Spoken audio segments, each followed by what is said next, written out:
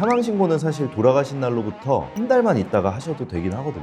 근데 연대납세 의무라고 그래서 이 상속인들끼리는 이 상속세라는 채무를 연대해서 갚아야 되는 의무가 발생되게 돼요. 그래서 이거를 기한 내에 신고하지 않으면 무신고 가산세와 그리고 제때 내지 않은 세금에 대해서 납부불성실 가산세라는 지연 이자까지 부담하시게 되니까 이 여유가 없더라도 기한 내에는 반드시 신고서는 접수하는 것을 원칙으로 하시는 게 좋습니다. 저희 주제가 부모님 돌아가시면 당장 이것부터 하세요. 혹시 부모님이 돌아가신 직후에 가장 먼저 해야 할 절차가 좀 있을까요? 우선은 장례를 치르느라 이제 정신이 없으셨을 텐데 사실 저도 지금 상속세 신고를 한 두세 개를 동시에 진행하고 있거든요. 가장 먼저 해야 되는 게 사실은 사망진단서를 받고 사망신고를 하는 건데 근데 사망신고는 사실 돌아가신 날로부터 한 달만 있다가 하셔도 되긴 하거든요. 급하게 하실 필요는 없습니다. 왜냐? 사망신고를 하고 나게 되면 돌아가신 분께서 공식적으로 고인이 되시기 때문에 예를 들어서 인터넷 뱅킹이라든지 이런 것들이 전부 다 막히게 됩니다. 팁을 드리자면은 사망신고 하시기 전에 고인의 인증서나 이런 것들로 미리 거래 내역이나 이런 것들을 최대한 조회를 해서 자료를 내려 받아 놓는 게 좀 중요합니다. 실제로 사망신고를 하고 난 이후에는 이런 것들을 취합하고 자료를 다운받는 게 어려워질 수 있거든요. 그래서 신고 전에 최대한 이런 자료들을 확보를 해두시고 그 다음에 신고를 하시면서 이제 상속인 재산조회 원스톱 서비스라는 거를 사망신고를 하시게 가게 되면은 그 창구에 그런 게 다 적혀져 있습니다. 그거를 작성하시면 되고요. 고인께서 이제 개인적으로 뭔가 빌려준 것들이 있어요. 채권들, 친구들 사이에 돈 빌려준 거라든지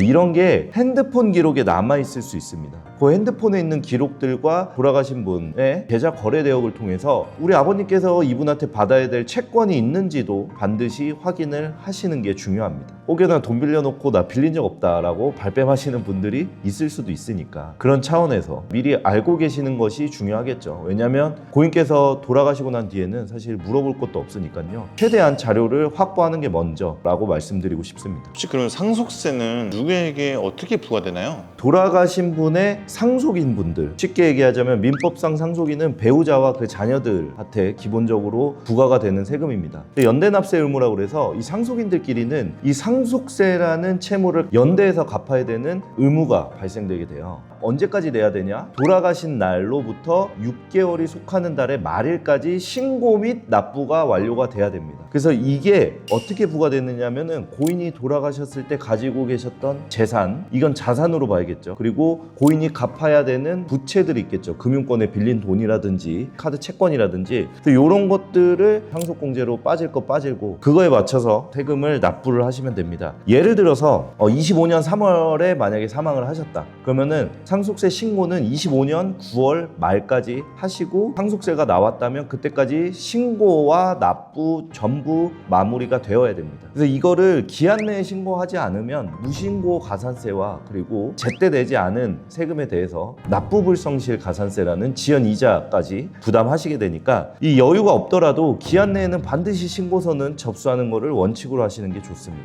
빼먹을 수 있는 자산들이 많거든요. 은행 계좌가 몇 군데 신고가 안 될 수도 있고요. 그래서 이런 거는 반드시 원스톱 서비스를 통해서 전부 다 조회를 하시고 어떤 부동산, 어떤 금융재산들이 있는지 하나도 빠짐없이 전부 다 신고서에 들어가야 된다는 사실을 인지를 하시고 금융기관도 많이 돌아다니셔야 되고 지자체에 있는 구청도 많이 가셔야 돼서 사실 이걸 되게 힘들어 하십니다. 근데 저희도 조금은 번거로우시겠지만 요런 자료가 필요하니까 한 번 가셨을 때 한 번에 다 떼실 수 있도록 하세요 라고 얘기를 드립니다. 받을 재산이 또 많아버리면 또 이게 또 분쟁의 소지가 있고 가족 간의 상속 분쟁을 좀 예방하려면 사전에 어떤 준비가 좀 필요할까요? 상속세 신고 상담 와서 어떤 말을 제일 많이 할 것 같으세요? 내가 받을 돈이 얼마인지 낼 돈이 얼마인지 물어볼 것 같은데 맞나요? 맞습니다. 심지어 더 나아가서는 첫째 형님은 부모님 모시지도 않았는데 장남이라고 이렇게 많이 가져가는 게 나는 좀 납득하기가 어렵다. 첫째는 20년 전까지는 내가 투발을 다 들었는데 그 돌아가실 때 잠깐 5년 한 것 같다가 자기가 다 한 것처럼 얘기하면서 자기가 받는 몫이 적다든지 이런 얘기가 주를 이룹니다. 아무래도 형제들이 커서 각자 가정을 꾸리고 하다 보면은 상속인 외의 자들, 그러니까 상속인의 배우자들까지 사위라든지 며느리들도 이런 상속에 대해서 관여를 하게 보면은 이해관계가 굉장히 첨예해지기 때문에 말 한마디 잘못했다가 진짜 큰 싸움으로 번지는 경우가 있어요. 그래서 중요한 게 뭐냐? 정말 중요한 건데요. 상속세 신고할 때 상속재산 분할 협의서라는 거를 정말 잘 작성하셔야 됩니다. 이게 분쟁을 예방하기 위한 사전에 협의를 해서 서로 어떤 재산을 가질 건지 정하는 목적도 당연히 중요하지만 세무상으로도 정말 중요합니다. 이게 세무 신고할 때 반드시 들어가야 되고요. 이거에 맞춰서 각자 어떤 재산을 받았는지도 다 체크가 돼야 되고요. 이거에 따라서 배우자 상속공제라는 상속공제를 얼마 받을 건지에 대한 금액을 결정하는 주요 근거 서류로도 활용되기 때문에 이 상속재산 분할 협의서는 반드시 작성해 두셔야 됩니다. 그리고 굉장히 명확하고 정확하게 작성을 해놔야 돼요. 뭐 1번 재산은 누구 명의로 한다, 1번과 관련된 부채는 누구 명의로 한다, 요렇게 적용이 돼야 됩니다. 현재 시행 중인 상속세법 하에서는 이 배우자 상속공제가 굉장히 중요합니다. 일단은 공제 한도도 30억으로 굉장히 커서 이거를 다 못 받고 상속세 신고를 하게 되면은 정말 큰 상속세를 부담해야 될 수도 있기 때문입니다. 그리고 분쟁에 대해서 말씀드렸지만 민법상 유류분이라는 제도가 있어요. 이제 말 그대로 내가 상속 재산에 대한 내 지분율을 정해놓은 거거든요. 그래서 일반적으로는 예를 들어서 배우자가 한 분 있고 자녀가 2명 있어요. 배우자분들은 보통 1.5배를 쳐줍니다. 그래서 자녀 1이 1, 그 다음에 자녀 2가 1, 그러면은 3.5분의 1.5가 배우자 지분, 그 다음에 3.5분의 1, 1이 각각 자녀 지분으로 들어가서 이 유류분에 최대한 맞춰서 배우자한테 상속이 되어야지 배우자 상속공제를 최대한 많이 활용할 수 있습니다. 그리고 내가 만약에 유류분보다 못 받았다라는 상속인들이 있다면 유류분에 대해서도 그 상속재산에 대한 반환 청구를 최대 법적 상속 지분의 절반까지 청구를 할 수 있거든요. 그렇기 때문에 나중에 되면은 상속재산 지분을 전혀 못 받은 상속인들이 다른 많은 재산을 받은 상속인들한테 이 유류분 반환 소송을 할 수도 있습니다. 그래서 이런 유류분 청구 소송으로도 이루어질 수도 있다는 점을 염두에 두고 가족 구성원 모두가 좀 형평성 있게 배분하는 게 좋아요. 형제분들 중에서 누구는 잘 살고 좀 누구는 못 산다. 그러면은 형제들끼리 좀 협의를 해서 그래도 이거는 누구 주자라는 식으로 평화롭게 협의하는 게 가장 좋은 그림이지 않을까. 사실 가장 중요한 거는 고인이 살아계실 때 미리미리 얘기를 하고 어느 정도 교통 정리를 하고 더 나아가서는 그 유언공증 같은 거를 받아 놓으시는 것도 추천을 드립니다. 그러면 부모님 명의로 된 부채도 상속이 되나요? 포기할 수는 없나요? 돌아가신 부모님께서 상속 재산과 상속 부채를 동시에 다 가지고 있을 거예요. 그래서 자산에서 부채를 뺀 게 플러스면은 당연히 상속을 받아야겠죠. 그래서 이거는 단순 승인이라고 해서 포괄로 승계를 하게 돼 있습니다. 자산도 다 받게 되고 부채도 다 받아야 돼. 난 자산만 받을래, 부채는 안 받을래. 이거는 불가능합니다. 자, 그러면은 자산에서 부채를 뺀 게 플러스면은 사실 손해 볼 게 없으니까 무조건 받아야겠죠. 근데 이 반대 상황일 경우에는 조금 문제가 돼요. 그럴 경우에는 한정 승인이라든지 상속 포기를 하셔야 되는데 이 상속 포기를 하게 되면은 어떤 일이 발생하냐면 다음 순위의 상속인들한테 또 이 채무가 넘어갈 수가 있거든요. 그래서 일반적으로는 한정 승인을 해서 내 자산이 허용되는 부채까지만 내가 승인을 받을 수 있습니다. 이 부채가 다음 상속인들한테 넘어가지는 않아요. 그래서 대부분 상속 포기를 하게 되면은 돌아가신 분의 형제분들한테도 상속 채무가 넘어갈 수도 있기 때문에 한정 승인을 통해서 반드시 이 채무가 더 이상 다른 상속인들한테 넘어가지 않도록 하는 게 조금 더 합리적이라고 알고 있습니다. 자, 그래서 이 한정 승인을 통해서 초과하는 빚은 변제 책임이 없다는 것을 분명히 할 필요가 있는 거죠. 가업을 만약에 상속할 경우에는 그 아버님이 돌아가시면 어떻게 되는 건가요?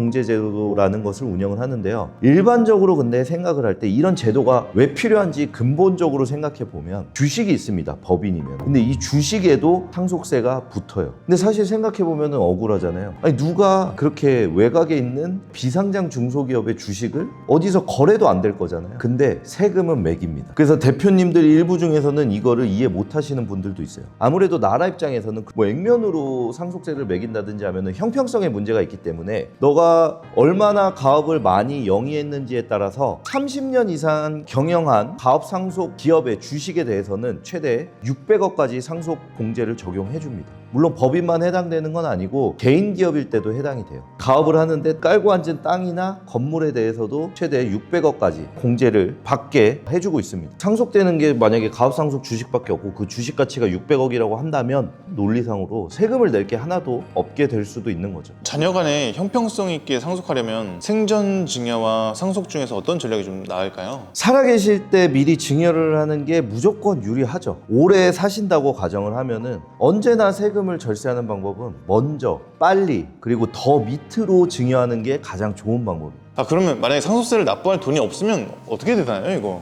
기본적으로 상속세 납부는 제가 현금이 납부 원칙이라고 말씀드렸잖아요. 그래서 사실 나라에서도 이런 어려움을 알기 때문에 연부연납이라는 제도를 시행하고 있습니다. 그러니까 11번에 나눠서 내는 건데 최대 10년까지 이제 분할해서 납부를 하는 건데 처음에 신고할 때 한번 납부를 하고 향후 이제 10년 동안 나눠서 세금을 내는 방식인데 사실은 이것도 이자가 붙습니다. 가업상속 재산이 있을 경우에는 연부연납 기간을 20년까지 최대 늘려주는 제도도 있어서 만약에 내가 한 번에 다 납부하기가 어렵다라고 한다면은 최대 10년에 나눠서 낼 수 있고 다만 요건은 이 납부할세액이 2천만 원은 기본적으로 넘어야 신청할 수 있고요. 그리고 두 번째로는 연부연납으로도 나는 감당하기 어렵다 그러면은 물납이라는 게 있습니다. 이 재산으로 상속세를 납부하는 경우가 있는데 사실 예외적인 경우에만 허용이 되기도 하고요. 그리고 납세자 입장에서 이 물납이 무조건적으로 유리한 것도 아닙니다. 이 물납을 하게 되면은 재산의 가치를 나라가 매긴 만큼만 세금으로 쳐주거든요. 근데 이 나라는 물납받을 때 그 토지에 대해서 실제로 거래될 수 있는 가격보다는 공시지가로 물납을 받게 됩니다. 대부분 공시지가가 시가의 한 60%에서 50% 사이 하거든요. 사실상 손해거든요. 그래서 이 물납도 사실은 낼 수는 있지만 그렇게 추천해드리고 싶지는 않은 부분이고